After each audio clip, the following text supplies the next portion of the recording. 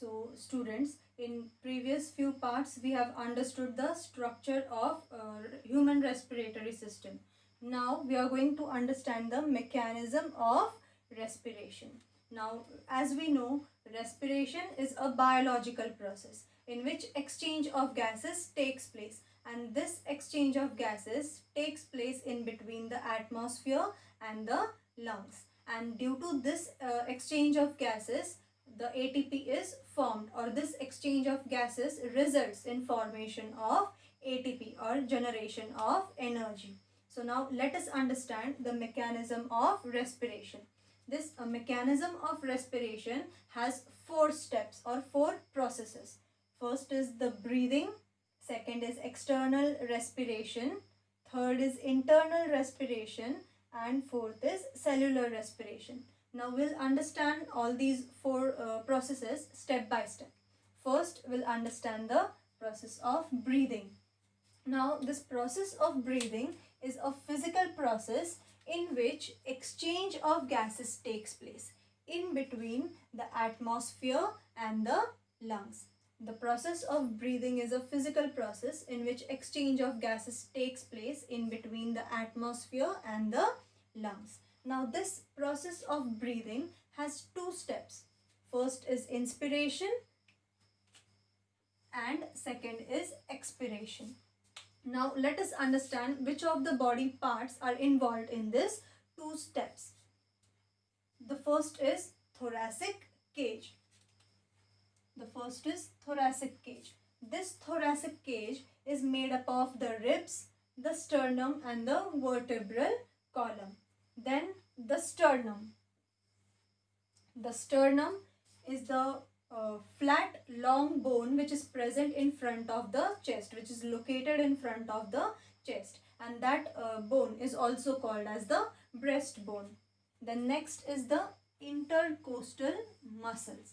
Now these intercostal muscles, the red colored lines you see here in this diagram, these are the intercostal muscles. These are the group of muscles which run into the ribs, and these muscles, they help the thoracic cavity or the thoracic region to expand or to contract or to shrink for the process of breathing.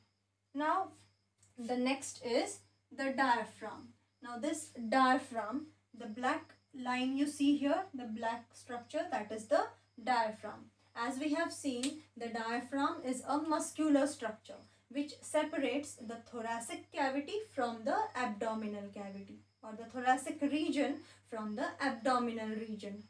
Now this diaphragm is a disc-like structure. It is dome shaped in this way, and it is attached to the rib cage with the help of the muscles. The periphery of the diaphragm is attached to the rib cage with the muscles.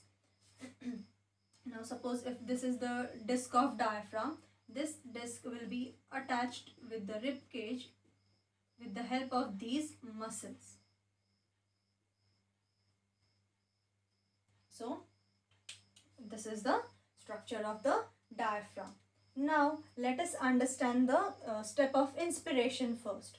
Now during this inspiration process, or during the inspiration, what happens? The atmospheric air is taken into the lungs. The air which is present in the atmosphere, it is taken into the lungs, and this happens because of the pressure gradient. Now what is pressure gradient? It is the physical quantity which describes in which direction the pressure increases or decreases. That is the pressure gradient. Now in the process of inspiration, the diaphragm, it becomes flat. The intercostal muscles contract and the sternum is pushed upwards or outwards. Now what happens when the air is taken in? When the air is taken in, what happens?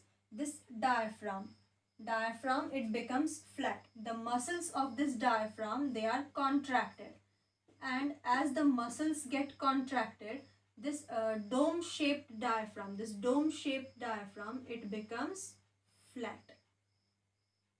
It is pushed outwards and it becomes flat in this way.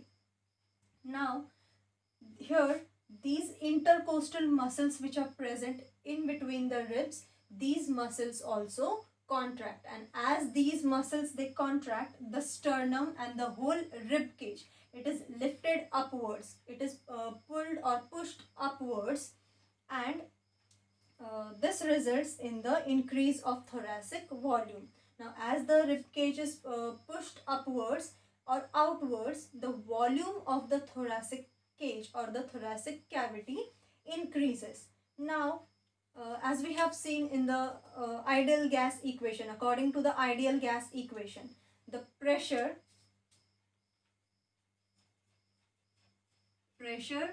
and volume, both of them are inverse proportions. They are inverse proportions. So as the volume increases, the pressure inside it will decrease.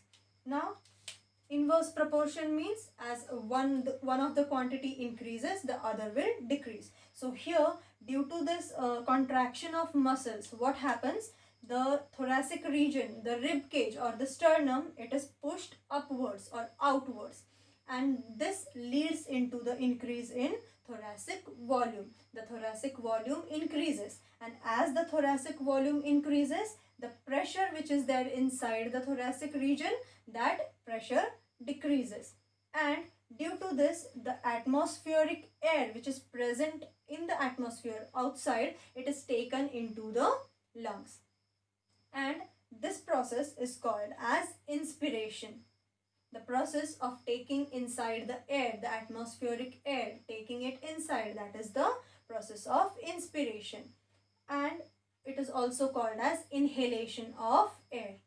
This process of inspiration is an active process. Active process, it means in this process the ATP is consumed or the ATP is used up to carry out this process.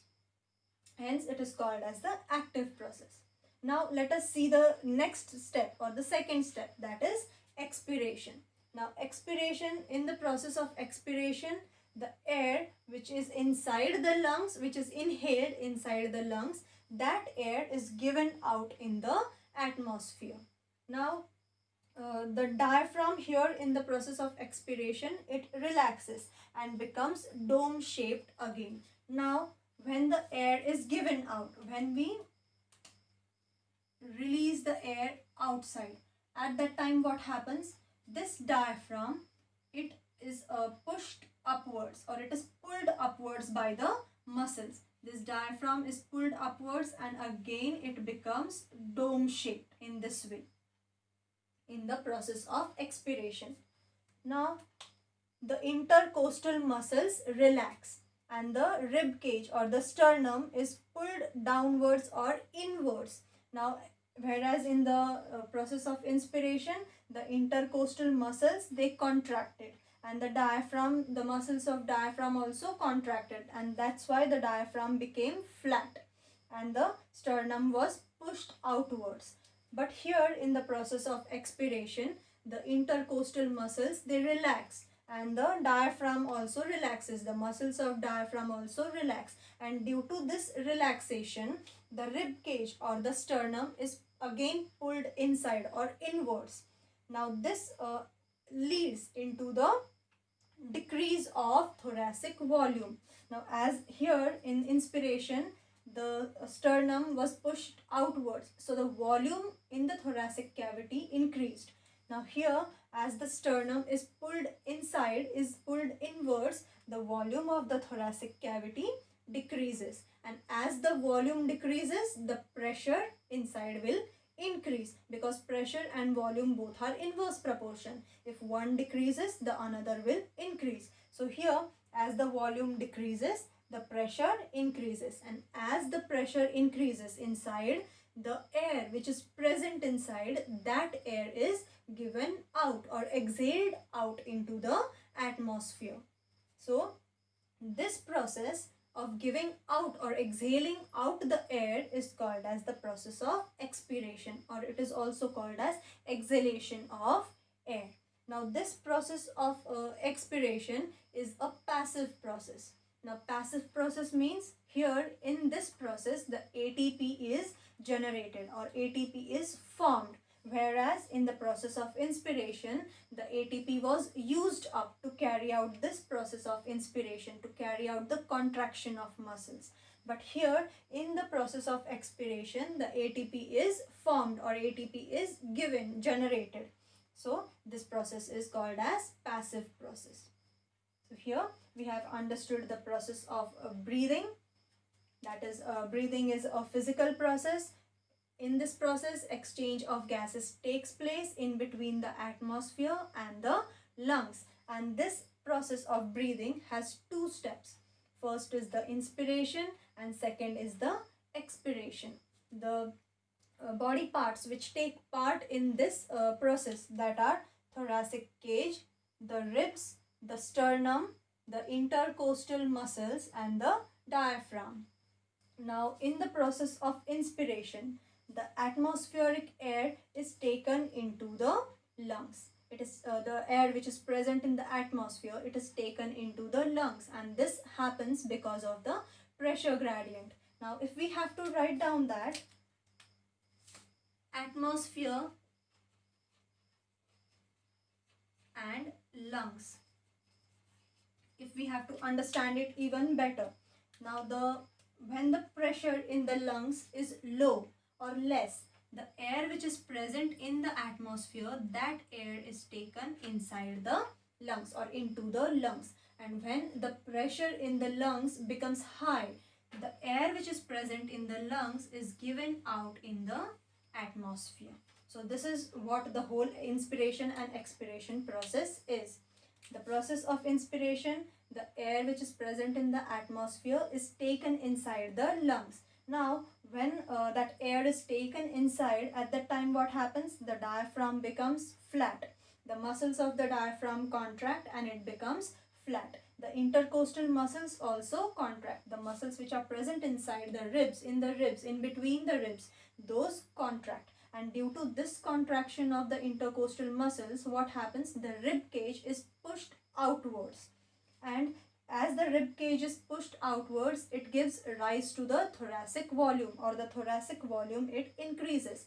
Now as we know, the pressure and the volume, both of them are inverse proportions. So if one increases, the other one decreases. If the volume increases, the pressure will decrease. So here, as the thoracic volume increases, the pressure inside decreases. And as the pressure decreases, the atmospheric air is taken into the lungs. So this process is called as the process of inspiration or inhalation of air. And this inspiration process is an active process. Means in this process, the ATP is used up to carry out all these steps or these process. The next step, that is in expiration of air. Now here in this expiration process, the air inside the lungs is given out in the atmosphere. Now here when the air is given out, at that time what happens? The diaphragm muscles, they relax and it becomes again dome shaped. Whereas in inspiration process, the diaphragm muscles, they contract, so the diaphragm is stretched and it becomes flat. But here in expiration process, the diaphragm muscles, they relax, so it again becomes dome shaped. And the intercostal muscles, they also relax. And as the intercostal muscles, they relax, the rib cage or the sternum, it is again pulled inwards or inside. So as the rib cage is pulled inside, what happens? The thoracic volume decreases. The volume of the thoracic region or the thoracic cavity is it decreases. So as the volume decreases, the pressure increases. So as the pressure increases, the air which is present inside the lungs, when the pressure increases, that air is given out in the atmosphere.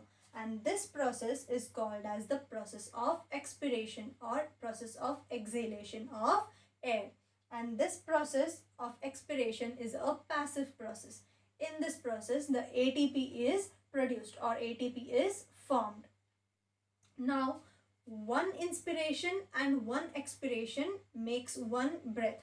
When we inspire the air in, or when we inhale the air in, and the same air when we exhale, that inhaling and exhaling of air is called as one breath.